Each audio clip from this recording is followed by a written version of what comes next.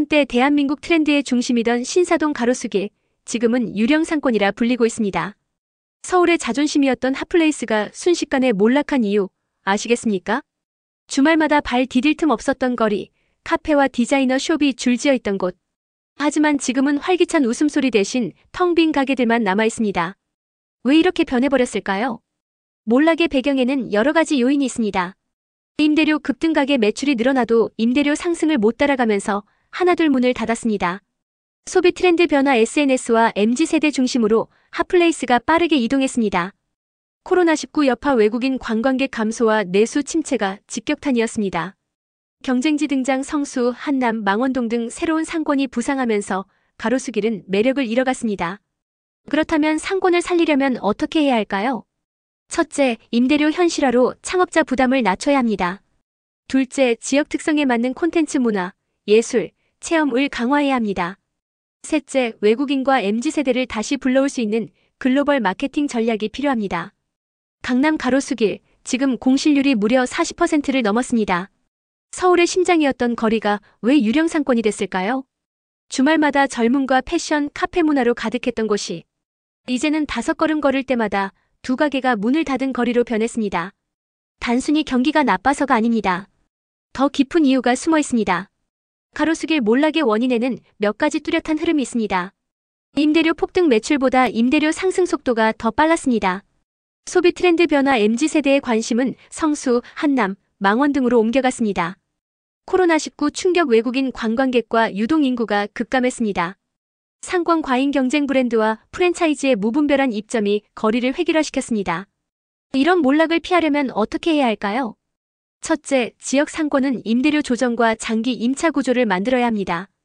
둘째, 소비자가 원하는 콘텐츠 예술 문화체험 중심의 공간으로 차별화를 시도해야 합니다. 셋째, 글로벌 브랜드와 지역 소상공인이 공존할 수 있는 새로운 모델을 구축해야 합니다. 한때 대한민국 트렌드의 심장이던 가로수길, 그 몰락의 씨앗은 아이러니하게도 전성기 한복판에 뿌려졌습니다. 그 시작은 바로 애플스토어의 등장이었죠. 애플스토어가 들어선 건 단순히 멋진 가게가 하나 생겼다 수준의 사건이 아니었습니다. 시장의 판을 흔들었고 끔찍한 연쇄 반응을 불러온 충격파였죠. 그런데 생각해보면 원래 가로수길은 누가 의도적으로 만든 상권이 아니었습니다. 조용한 주택가의 디자이너, 예술가, 바리스타들이 모여들며 자연스럽게 만들어진 문화의 거리였죠. 가로수길의 몰락은 이렇게 정리할 수 있습니다.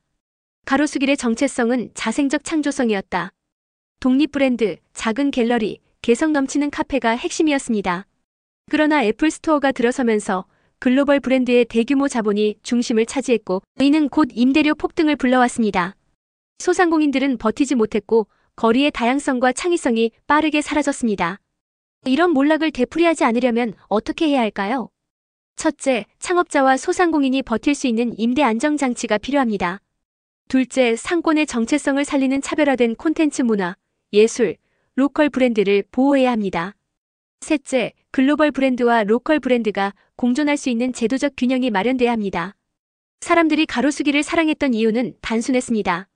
대기업 프랜차이즈가 아니라 오직 이곳에서만 느낄 수 있는 특별한 감성과 진정성이 있었기 때문이죠.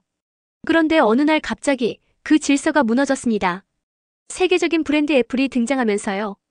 2016년 애플이 체결한 임대계약은 가로수길 전체를 뒤흔들었습니다.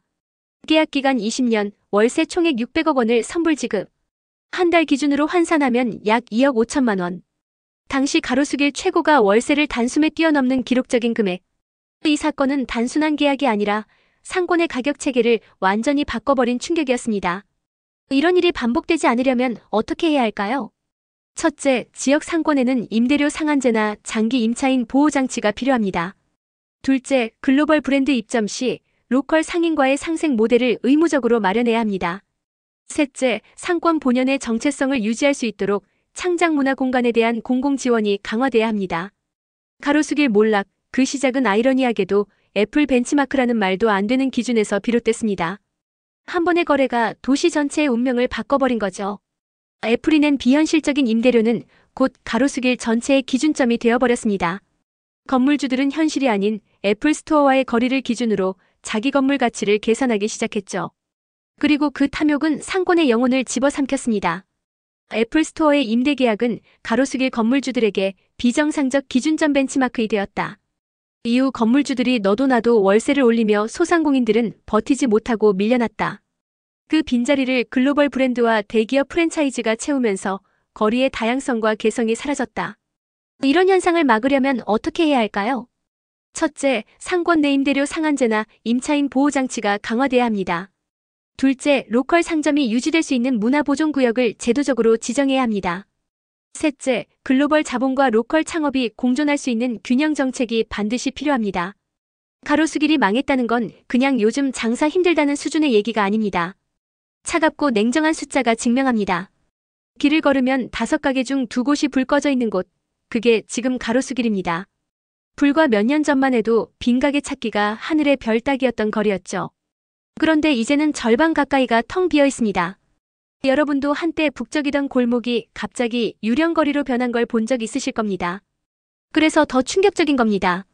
최신 통계 가로수길 공실률 41.6%, 일부 조사에선 43.9%. 2019년 공실률은 4.5%에 불과 45년 만에 10배 수준 폭증. 이는 서서히 쇠퇴가 아니라 급격한 붕괴에 가깝다. 서울 주요 상권 비교. 명동 외국인 관광객 회복 공실률 5.2%. 성수 공실 거의 없음. 강남역 홍대 어려움은 있지만 시스템 붕괴 수준은 아님. 그럼 우리는 이 데이터를 어떻게 받아들여야 할까요? 첫째, 공실률이 10%를 넘어간 상권은 이미 위험 신호로 봐야 합니다. 둘째, 상권을 살리려면 단기 임대료 안정장치가 반드시 필요합니다. 셋째, 로컬 브랜드와 소상공인이 돌아올 수 있는 구조적 지원이 뒤따라야 합니다. 다른 동네들은 살아나고 있는데 왜 가로수길만 회복 불가능할 정도로 무너졌을까요? 답은 경제 탓이 아니라 가로수길 내부에 문제 있습니다. 불과 몇 년 전만 해도 주말마다 북적이던 곳이었는데 지금은 절반 가까이가 텅 비었습니다. 왜 이렇게 됐을까? 하고 의아했던 분들 많으실 겁니다. 사실 그 이유는 바로 소비 트렌드의 급격한 변화였습니다. 코로나 이후 온라인 쇼핑 대세와 오프라인 매장은 단순히 물건 파는 곳으로는 살아남을 수 없음. MZ세대 소비 패턴 변화 가격보다 경험, 특별한 분위기, 인스타그램 감성을 더 중시. 가로수길은 개성을 잃고 대기업 브랜드만 남으면서 매력을 상실. 반대로 성수한 남동은 낡은 공장 리모델링 카페, 독립 브랜드, 팝업 스토어로 힙 중심지로 부상. 명품 브랜드 디올 등마저 성수를 택했다는 건 문화적 중심지가 이미 이동했다는 상징적인 사건. 상권이 살아남으려면 3가지가 필요합니다. 첫째, 단순 판매가 아니라 특별한 경험을 제공해야 합니다. 둘째, 로컬 감성과 독립 브랜드를 키워야 합니다. 셋째, 소비 트렌드를 실시간으로 반영할 수 있는 빠른 기획력이 필수입니다. 가게 10곳 중 4곳이 문을 닫았는데도 건물주들은 왜 월세를 내리지 않을까요? 이건 단순한 욕심이 아니라 강남 부동산 시장의 어두운 공식 때문입니다. 상식적으로는 월세를 낮춰야 세입자가 들어오고 장사가 다시 시작되잖아요. 그런데 오히려 버티기를 선택합니다. 이 비합리적인 행동 뒤에는 자산가치와 대출, 그리고 법제도에 얽힌 현실이 있습니다. 상가 건물의 가치는 실제 매매가보다 월세 수입으로 계산됨. 월세를 낮추면 단순히 수입이 줄어드는 게 아니라 건물 전체 자산가치가 폭락. 자산가치가 떨어지면 은행 대출 한도도 줄고 나중에 매각할 때 가격 방어 불가능. 여기에 상가 임대차보호법이 세입자 권리를 보장하면서도 건물주의 월세 인하 결정을 더 어렵게 만드는 구조적 역설 존재. 상권을 살리려면 건물주와 세입자 모두를 고려하는 새로운 제도가 필요합니다. 첫째, 월세가 일정 수준 이상 공실로 이어질 경우 세제 혜택 대신 페널티를 주는 방식. 둘째, 장기 공실을 방치하지 않도록 임대료 현실화 지원 제도 마련. 셋째, 세입자와 건물주가 모두 윈윈할 수 있는 공유형 임대 모델 실현 필요. 가로수길의 가게 절반이 문을 닫았는데도 건물주들은 왜 월세를 내리지 않을까요? 그 이유는 단순한 욕심이 아니라 시장보다 더 무서운 금융 논리 때문입니다. 상식적으로는 공실이 늘어나면 월세를 낮춰야죠. 하지만 건물주들은 오히려 비워둔 채 버팁니다. 세입자와 소비자 모두가 피해를 보는데도 이런 버티기 게임이 반복되는 이유는 뭘까요? 건물주는 지금 당장 헐값 계약을 하면 최대 10년간 저가에 묶일 위험을 두려워함. 상가 임대차보호법 때문에 한 번 낮추면 장기간 인상 제한 단기 손해보다 장기 손해가 더 크다는 계산. 상가 보유세는 주택보다 훨씬 낮아 공실 유지 비용이 적음. 세입자가 필요 없는 자산가법 인상 속자 중심 생활비용 월세에 의존하지 않음. 상권을 살리려면 단순히 월세를 깎으라는 요구로는 부족합니다. 장기 공실에 세제 페널티를 부과해 버티기를 줄이고 공공민간이 함께 참여하는 공실 리모델링 지원 제도를 도입, 건물주와 세입자가 이익을 나누는 공유형 임대 모델을 실험해야 합니다. 가로수길 메인 거리가 텅텅 비어가는 동안 바로 옆 골목은 젊은이들로 북적이고 있습니다. 이 극적인 대조가 말해주는 건 단 하나입니다. 문제는 경기 침체가 아니라 탐욕스러운 월세였습니다. 사람들이 신사동을 떠난 게 아닙니다. 가로수길에 말도 안 되는 임대료 때문에 등을 돌린 거죠. 결국 같은 동네 안에서 다른 골목들이 살아나고 있다는 사실이 이를 증명합니다. 가로수길은 40% 넘는 공실률, 유령 상권으로 전락. 반면 세로수길 나로수길은 합리적 임대료 독립 브랜드 맛집 덕분에 신흥 핫플로 급부상. 이는 가로수길의 붕괴가 지역 자체 문제가 아닌 가격 문제임을 보여줌. 상권을 살리려면 무작정 버티기가 아니라 현실적인 조정이 필요합니다. 임대료 정상화, 개성 있는 소규모 점포 유치, 지역 맞춤형 문화 콘텐츠와 팝업 스토어 활성화. 이게 바로 사람들을 다시 불러들이는 유일한 길입니다. 가로수길, 지금의 위태로운 균형은 오래가지 못합니다. 아주 작은 충격 하나면 이 버티기 담합은 도미노처럼 무너질 겁니다. 여러분도 느끼셨을 겁니다.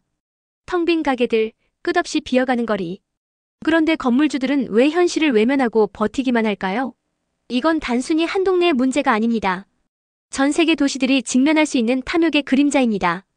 애플 스토어의 파격 계약이 만든 비정상적 월세 기준. 건물주들의 담합과 버티기 전략 공실률 40% 이상. 그러나 한두 명이 현실적인 임대료로 계약을 내놓는 순간 시장 전체의 거품이 무너짐. 상권이 살아나려면 결국 임대료 정상화와 문화적 다양성 회복이 필요합니다.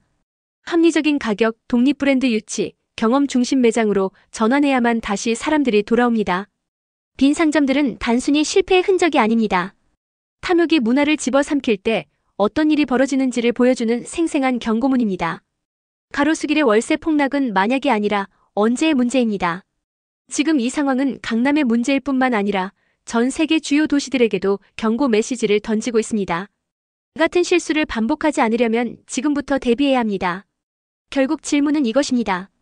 무너진 폐허 위에서 누가, 어떤 이야기로 새로운 가로수길을 만들어갈까요? 오늘 영상이 의미 있었다면 구독과 좋아요 부탁드립니다.